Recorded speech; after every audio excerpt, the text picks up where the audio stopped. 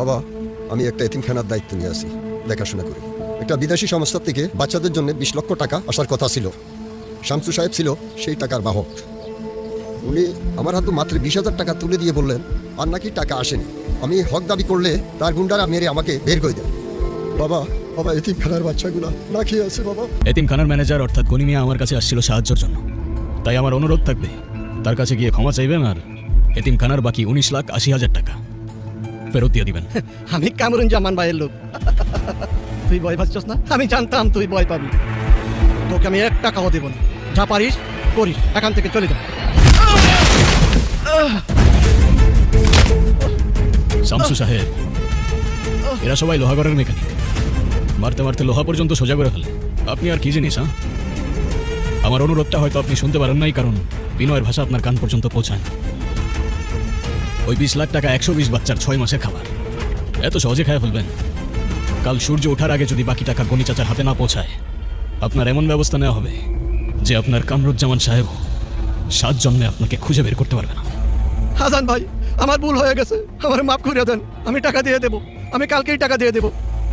মাফ করার মালিক খোদা, সেটা চাইলে শুধু তার কাছেই চাইবেন। শাকাওয়াত, জি ভাই। বিল্লাল চাচারে বইল আজকে বাচ্চাদের জন্য বিরিয়ানি পাঠাইতে আমাদের তরফ থেকে। ঠিক আছে ভাই, আমি এখনই বলে দিতেছি। আপনার এই গ্যাংস্টার বা মাফিয়াগিরির কাজ কতদিন ধরে চলছে? কতজনের রক্ত লেগে আছে আপনার ওই হাতে? গ্যাংস্টার, মাফিয়া, অনেক ভারী ভারী শব্দ ব্যবহার করলেন আমার জন্য। আমরা তো সামান্য মেকানিক, গাড়ির মেরামত করি। তবে হ্যাঁ, এই লোহাগড়ের মানুষের চোখের জল মোছার জন্য মাঝে মাঝে কিছু মানুষের মেরামতো করতে হয়।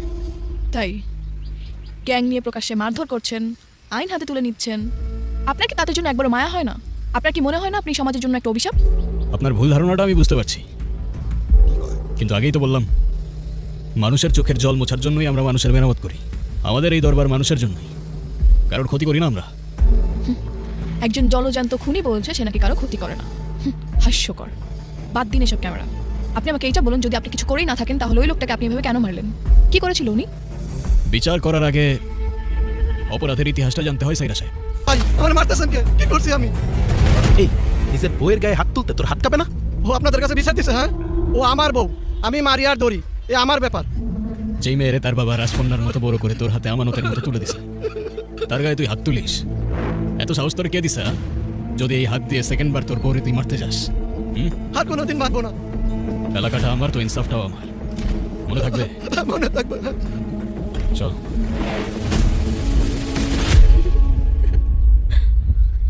চিত্রনাট্যটা মন্দ নয়। আবেগ, ইনসাফ আর মহানুভবতা সবকিছুই একদম নিখুঁত। গল্প আপনি ভালোই বানিয়ে বলতে পারেন আজান সাহেব। জানেন তো, সাংবাদিকতা এরকম অনেক অপরাধী দেখেছি যারা নিজেদেরকে হিরো মনে করে, আর এরকম এক একটা মন গড়া জাস্টিফিকেশন দেয়। সত্যিটাকে যদি আপনি গল্প মনে করেন সাইরা সাহেব, তাহলে গল্পটাই সত্যি। দিন শেষে আমরা সবাই তাকে একটা গল্পের চরিত্র। বালুমহলের ট্রাকগুলো আটকে দিচ্ছে, একটা গাড়িও নড়তে দিচ্ছে না। হাসানের লোকেরা বলছে এসব নাকি লোহাগড়া মানুষের, কোনো নেতার বাপের না। আর তোমার রাতের ঘুম হারাম করলো কে? আজান আজান আজান আজান। আরে আরে, লোহাগড়ের মানুষকে একটা নামই মুখস্থ করে রেখেছে, আজান আজান আজান।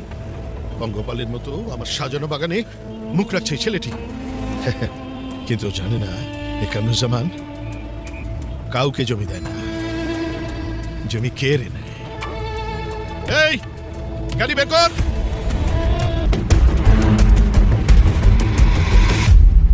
এই ধুলো বালি মাখা গ্যারেজে তোমাকে দেখে আমার খুব মায়া লাগছে, খুব।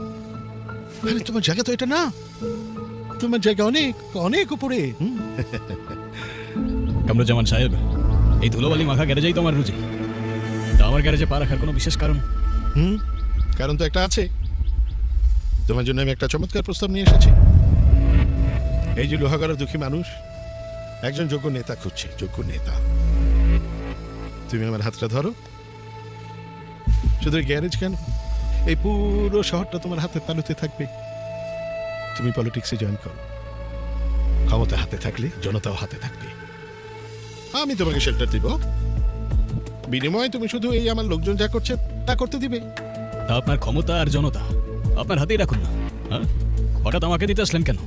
আর আপনাদের পলিটিক্স, যেখানে আপনারা রক্ত দিয়ে সিঁড়ি বানান আর মিথ্যা দিয়ে তাজমহল করেন। সাবধানে কথা বলো। তুই জানিস তুই কার সামনে দাঁড়িয়ে কথা বলছিস? হ্যাঁ জানি জানি, এই লোহাগড়ের বাজারের সিন্ডিকেট, অলিতে গলিতে ড্রাগস আর গরিবের হাহাকার, এই সব কিছুর মূল কারিগরই তো আপনি। আপনাকে না চেনার কি আছে সাহেব? আর আপনি যে রাজনীতি ফেরি করতে আসছেন সেইটা অন্য কোথাও গিয়ে করেন, তাহলে হয়তো আপনার সময় অপচয় হবে না। আচ্ছা, অনেক হয়েছে, অনেক।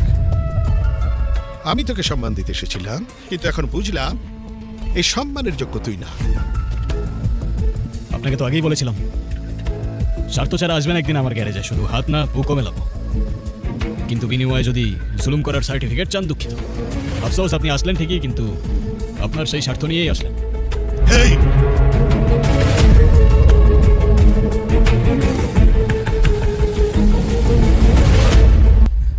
আজান, আজান তুই কিন্তু ভুল করতেছস।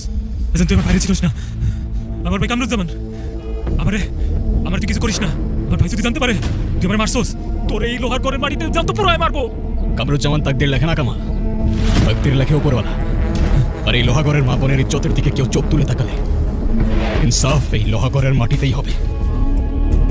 আজান, আজান তুই কিন্তু ভুল করতেছস। আজান, আজান